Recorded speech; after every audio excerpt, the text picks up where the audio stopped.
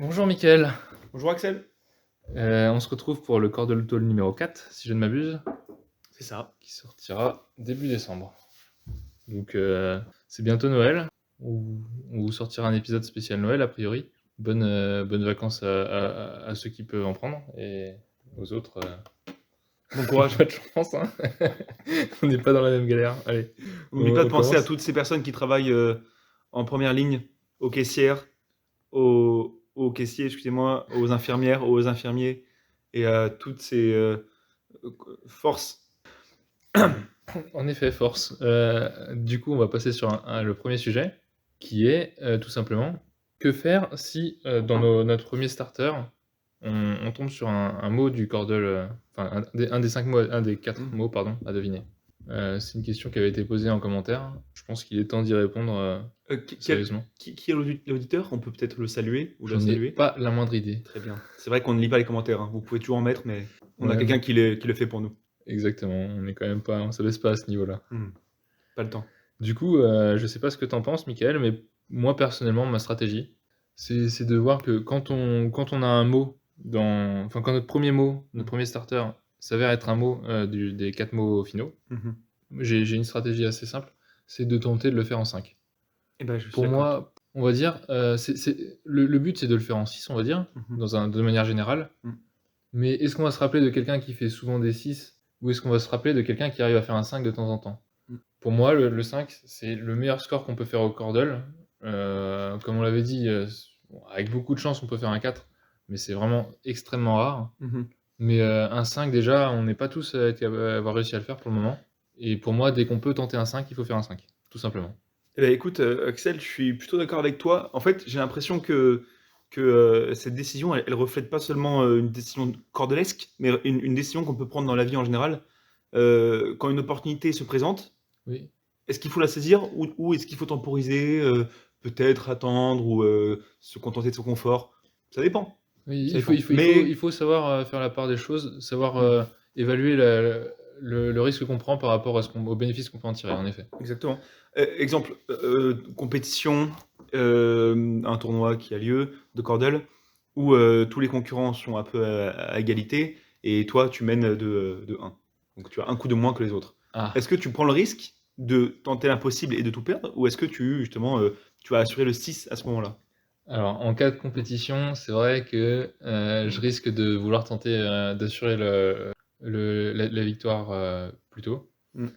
Après, c'est vrai que ce serait du jamais vu dans une compète de faire du 5. Donc Voilà. j'hésiterais, je pense. C'est J'hésiterais un compliqué. petit moment. C'est vrai, parce que le jour où tu fais le 5 en compète, dans une situation tendue, à flux tendu, je dirais même, Ouais. et notamment avec de la pression et avec de l'enjeu, et si jamais tu le fais en 5, oui, là tu gagnes la médaille, là tout le monde te respecte. C'est vrai que là même si tu finis pas premier au final, même si tu étais un peu derrière et que tu fais un 5, au moins tout le monde saura que tu as fait un 5, quoi. C'est assez. Je suis d'accord.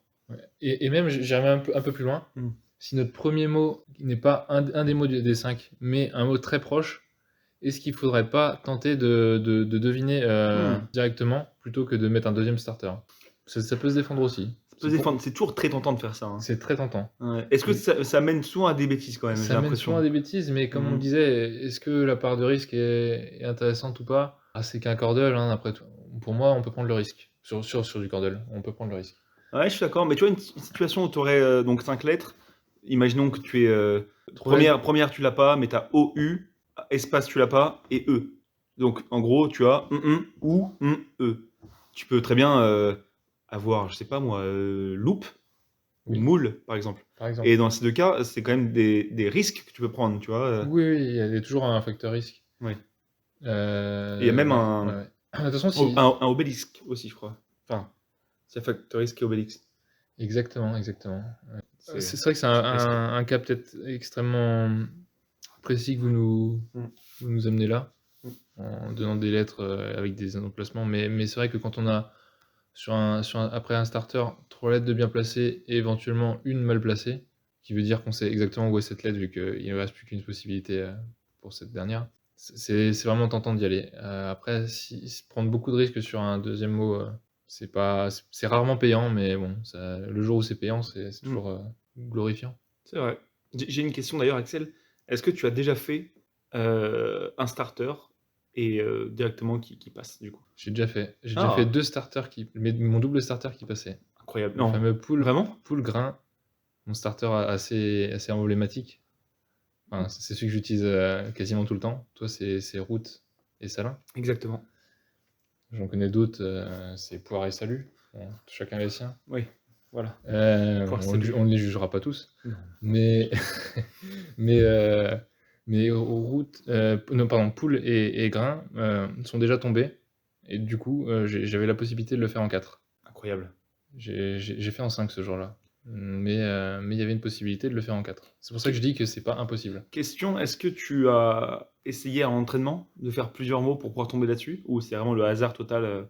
Non, c'était un cordel du jour, c'était pas un entraînement. Incroyable, incroyable. Vous écoutez ça, messieurs, dames? Incroyable. Et du coup, on parle un peu de cordel, on parle un peu de nos performances. On va pouvoir revenir sur la compétition d'il y a 2 semaines.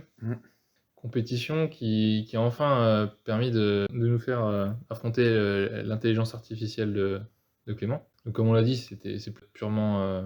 c'est pas vraiment une intelligence artificielle au sens propre, mais elle est capable de sortir le meilleur mot en théorie par rapport à une entropie, pardon, comme tu le disais la dernière fois. Exact. Donc on peut revenir là-dessus, comme tu veux. Oui, bah bien sûr, c'était l'occasion de comparer l'homme à la machine, voilà, de voir à peu près où nous positionnons par rapport à justement à une IA. Et je rappelle, cette compétition a été assez haletante parce que j'y ai participé, je n'ai pas été très très efficace. Voilà, je crois que dès le 3e jour, il me semble que j'étais un peu hors compétition puisque les 3 en tête de liste étaient donc Axel, Clément et Lia. On peut l'appeler Lia? L'IA. Très bien. Oui, Liam Neeson, peut-être. Ouais, on peut l'appeler. Ok, bah Liam alors. Liam, allez, Liam. Donc Axel, Liam et Clément étaient en tête. J'ai très vite été éjecté de la compétition et voilà, les derniers jours se sont joués vraiment au mot près, si je ne m'abuse, hein, entre Axel, Clément et cette IA justement. En effet, c'est vrai que vous reveniez dessus. On vous a vu plus présent lors de certaines compétitions. Celle-là, c'était pas forcément la vôtre. Effectivement, en fait, pour l'anecdote, je me prépare pour les JO de Paris. Et du coup, j'ai senti une petite gêne au niveau de mes doigts au moment de taper les mots. Ouais.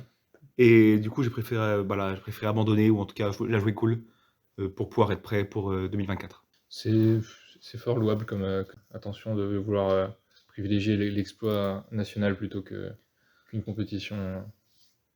Vamos! Vamos. Oui, du coup, pour ma part, j'ai eu la chance, on va dire le premier jour, de prendre une lettre d'avance sur la plupart des compétiteurs et sur l'IA. Lettre que j'ai réussi à garder. Je te corrige, mais c'est Liam. Pardon, Liam. Excuse-moi. J'espère qu'on m'en tiendra pas rigueur. On le salue d'ailleurs. Chez les télé-auditeurs.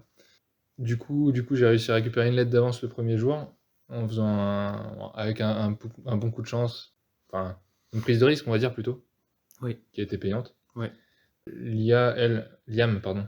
Lui, du coup, peut-être. Lui. Liam, quant à lui, assure à chaque fois, il va pas sortir un mot au hasard quand il y en a 2 possibles. Enfin, quand il y en a 2 possibles, il va en tirer un au hasard, mais quand il y en a plus que 2 possibles, il va tenter d'avoir un maximum d'indices avec un mot pour savoir lequel choisir. Donc là, sur ce coup-là, j'ai réussi à lui prendre une lettre d'avance. Une lettre d'avance également à Clément. Et à toi, à l'époque. Ah oui, moi j'étais déjà hors jeu, je crois. Non, pas le premier jour. Le premier jour, non, effectivement, oui. Et c'est vrai que tu avais commencé sur des chapeaux de roue. En effet, j'avais bien commencé pour le coup. Ensuite, je crois que je m'étais raté un jour.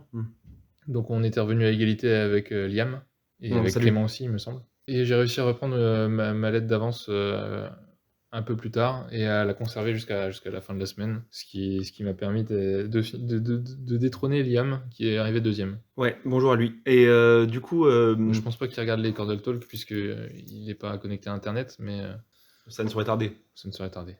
On pense tous évidemment à Skynet, le Terminator, très bon film. Et à Skyblog. Skyblog, oui. Très bonne plateforme en ligne. Il n'y a pas de Skyblog pour France Inter, mais si vous voulez en faire un, n'hésitez pas. À Skyrim aussi. Pense à Skyrim. Et à Skyrimovi. Skyrimovi. Très très bon jeu de mots, ça, Axel. Merci. En 5 lettres, si je n'abuse. 2 fois en 5 lettres en plus. Exact. Ça passe 2 super starters pour le cordel anglais. Après, je dis ça, je vous laisse. C'était une intervention cordelesque, comme on dit. Oui. Sur le plateau de France Inter. En parlant de cordel anglais, je pense que là, on peut teaser, mais la prochaine compétition risque d'être en anglais. Ah bon? A priori. Ah, grosse news. Oui. Grosse coupe. Je crois que Diane, qui d'habitude était assez performante sur les cordels, en compétition a un peu de mal. Et a dit, comme elle est assez... On va dire qu'elle maîtrise une main de fer le cordel anglais. Effectivement. Elle nous a proposé de partir sur une compétition cordel anglais pour peut-être avoir une chance de décrocher haut la main la première place. À voir, je vais essayer de m'accrocher au maximum, toi aussi j'imagine. Oui, moi c'est vrai que au-delà du fait qu'un cordel anglais c'est exclusif aux compétitions cordel, puisqu'on n'a pas encore, c'est la première fois qu'on en ferait un. C'est vrai que c'est intéressant d'affronter une personne qui est très compétente, notamment dans son domaine. Et comme tu le disais si bien, Axel est Diane est probablement la première du classement interne.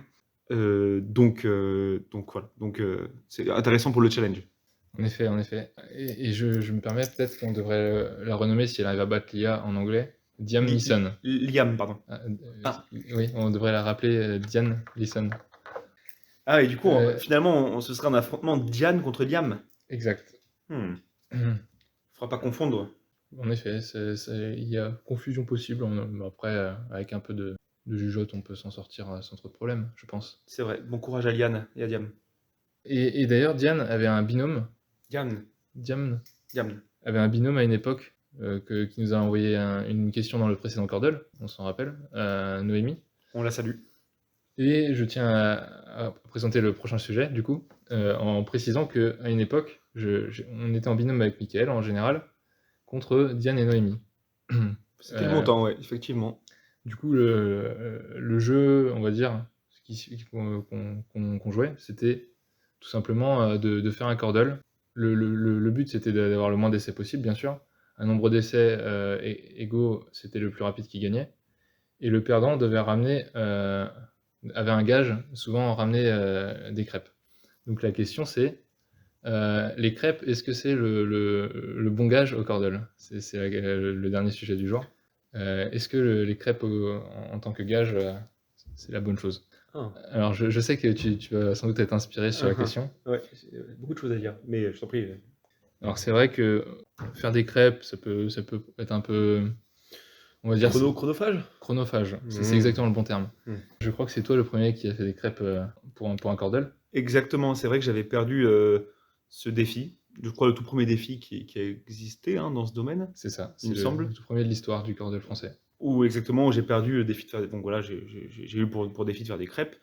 J'ai fait donc des crêpes. Je crois que j'ai passé à peu près.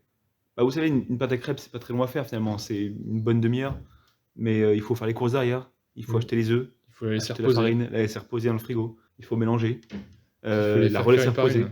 Les faire cuire une par une. C'est ça qui est très long en général. Il faut mettre un verre de Grand Marnier. Il faut arrêter de boire le Grand Marnier. Il faut reprendre la conception de la pâte à crêpes. Et bref, tout ça pour dire que c'est à pro facile 1h30 dans la conception. Et maintenant, pour faire les crêpes, on a encore 1h30 de plus. Donc, voilà, 3 heures de crêpes. Est-ce qu'elles étaient bonnes? Elles étaient excellentes. Je te remercie, Axel. Oui, donc voilà, donc j'ai fait ces crêpes, effectivement. Mais après, les prochains défis n'ont pas été vraiment respectés. Et... certains ont été respectés. Moi, je sais qu'ensemble, on avait dû en perdre une autre fois. Et on avait fait des crêpes tous les deux, qui étaient plutôt, je pense, pas trop mal. Plutôt bonnes, dans mes souvenirs. Il y a eu une époque où il y a eu des cookies qui ont été faits à la place des crêpes. Effectivement. D'ailleurs, c'est Liam aussi. Liam, et il me semble, et peut-être Noémie également. Diamne. Noémie aussi. Il est possible. Pour les cookies, je sais qu'elle maîtrise. Par contre, si on peut revenir sur un cas particulier, je crois savoir de quoi vous avez parlé. Oui. Bah oui, je pensais que tu allais l'introduire, mais apparemment, tu as préféré me laisser la patate chaude. Du coup, le cas en question, c'est une victoire de Mickaël et moi-même, bien sûr. Ça, c'était assez facile de le prévoir. Résumer, généralement, on était un peu moins bon en semaine, mais dès qu'il y avait un enjeu, on arrivait à se surpasser, on allait assez vite. Bon, et du coup, le gage qui incombait était de faire des crêpes, bien sûr, et de la faute à pas de chance, un concours de circonstances et une mauvaise préparation font que Noémie se ramène, non pas avec des crêpes maison, qui d'ailleurs, après avoir vu une photo de la pâte à crêpes, c'était peut-être pas plus mal. Je sais pas ce que t'en penses. Alors moi, j'étais pas dans les confidences de justement cette pâte à crêpes, mais en revanche, c'est vrai que j'ai vécu ça comme un coup bas ou un espèce de traumatisme. Enfin, c'est une cicatrice qui est encore Pardon. un espèce de traumatisme. Et la patate chaude est maintenant froide. Si je peux me rebondir sur cette image que tu m'avais dit tout à l'heure. Globalement, oui, on n'a pas précisé, mais les crêpes devaient être faites maison, évidemment. J'avais expliqué que j'avais pris 3 heures pour faire concevoir des crêpes. Et là, bah, écoutez, là, je m'attendais à avoir des crêpes faites maison. Et il se trouve que le lendemain matin, Axel, des crêpes étaient là, effectivement. Mais quelques détails étaient un peu perturbants. Je ne sais pas si tu te souviens. Alors, c'est vrai que... Ah, toi, t'étais déjà au courant, du coup. J'étais déjà au courant. Ah, j'étais déjà au courant. Tout est... Oui, effectivement. C'était peut-être encore plus dur, hein, du coup, en étant au courant. Tu vas peut-être pouvoir expliquer, du coup, comment s'est déroulée la soirée pour toi. Mais moi, effectivement, quand je suis arrivé sur l'emplacement, les crêpes étaient là, mais elles étaient, comment dire, parfaites, visuellement. Elles avaient vraiment une parfaitement visuellement parfaite, parfaitement ronde. Et surtout, le détail qui tue, elles étaient dans un emballage plastique. Et ça, messieurs, dames, ça ne trompe jamais. Enfin, si vous voulez, ça ne trompe jamais. Et du coup, voilà, j'ai commencé à déguster ces crêpes. Déjà visuellement, j'avais compris qu'il y avait anguille sous roche. C'est vrai qu'on peut le dire comme ça. Si je peux me permettre, Oui. les crêpes n'étaient pas sous emballage plastique. Ah bon? Justement, elles avaient été sorties de l'emballage plastique et dépliées pour faire penser que c'était des vraies crêpes. Ah. Et par contre, c'est vrai qu'elles avaient une forme beaucoup trop précise, beaucoup trop, comment dire? Industrielle. Industrielle, régulière, le mot que je cherchais, pour que ce soit des crêpes maison. En effet, la texture était très... Ouais, c'était des belles crêpes, mais pas forcément des très bonnes crêpes, du coup, mais des très belles crêpes. Le problème étant que, du coup, elles étaient déjà sucrées, puisqu'elles avaient été prises en boulangerie le matin même. Et c'est assez étrange de ramener des crêpes pré-sucrées quand elles sont maison. Oui, effectivement. Puisque généralement, on ramène des crêpes et de la confiture et du chocolat, par exemple. Exactement. On ne donnera pas de marque, mais c'est vrai qu'on aime beaucoup les crêpes avec du chocolat. Une célèbre pâte à tartiner. Oui, par exemple, Milka, pour ne pas la citer.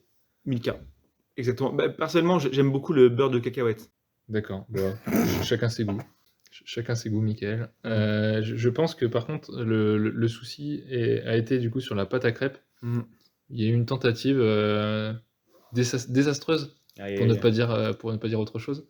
Abominable, catastrophique. Disons que ça ressemblait beaucoup plus à un enduit pour combler un mur qu'à une pâte à crêpes. Du ciment, par exemple. Et encore, avec beaucoup de grumeaux dans le ciment. Ah ouais. Donc, pas eu bon ciment. Donc finalement, et le coupable désigné par la suite, après de quelques tentatives ultérieures, était le robot, qui n'était pas du tout adapté pour faire des crêpes. A priori, s'il devait y avoir un nouveau gage, les crêpes devraient être faites en bonne et due forme. Je pense qu'elles ne peuvent qu'être meilleures que ce qui nous a pas été proposé. Après, c'est vrai que bon, on avait déjà des crêpes de Diamn, Lisson. Diam Lisson, tout à fait. Ok. Mais si je peux ajouter quelque chose, si jamais le robot ne peut pas faire de crêpes, je crois qu'on est quand même encore... on est plutôt confiant pour que Liam ne contrôle pas le monde tout de suite, finalement. En effet. Bon bah du coup, on va remercier tous les auditeurs, qu'ils soient fans de Wordle et qui veulent se mettre au Cordle, qu'ils soient déjà aguerris en termes de Cordle, ou qu'ils soient violoncellistes, mais ça on n'en a rien à foutre. Du coup, à la prochaine à tous, et merci de votre écoute. N'oubliez pas de partager. Merci à vous.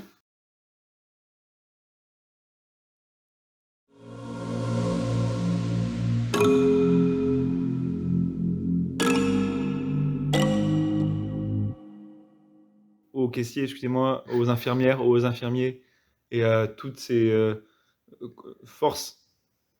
Ça commence bien. Oui, oui, il y a toujours un facteur risque. Oui. Et il y a même ouais, ouais. De toute façon, si... un obélisque aussi, je crois. Enfin, c'est facteur risque et obélisque. Exactement, exactement. C'est pas trop. T'es bien, Mickaël. C'est vrai? Ouais. Merci. J'ai bien remarqué que quand tu avais une idée fixe. Oh. Et je me permets peut-être qu'on devrait la renommer, si elle arrive à battre l'IA en anglais, Diane Leeson. Liam, pardon. Oui, on devrait la rappeler Diane Leeson. Alors, je t'ai niqué ta blague. Pas de souci. Surtout, le détail qui tue, elles étaient dans un emballage plastique. Et ça, messieurs, dames, ça ne trompe jamais. Enfin, si vous voulez, ça ne trompe jamais. Et du coup, voilà, du coup. On a un truc pour finir, non? C'est déjà pas mal long. T'as pas une question auditeur? Bah non, personne ne met d'autres questions. Il n'y a que un de commentaires qu'on a eu de tous les temps, c'était Noémie. Il y avait un autre truc. Tu conclures comment avec ton accordéon là? Ton truc de violoncelle? Ah non, ça c'était pour l'intro. Ah merde. Merde, on fera la prochaine fois, pour Noël. On peut le faire aussi là, mais tu le mettras au montage. Mais... On peut le faire là. Mais je sais plus ce que c'est. Ou alors je le fais en conclusion. Merci de votre écoute. N'oubliez pas de partager. Merci à vous.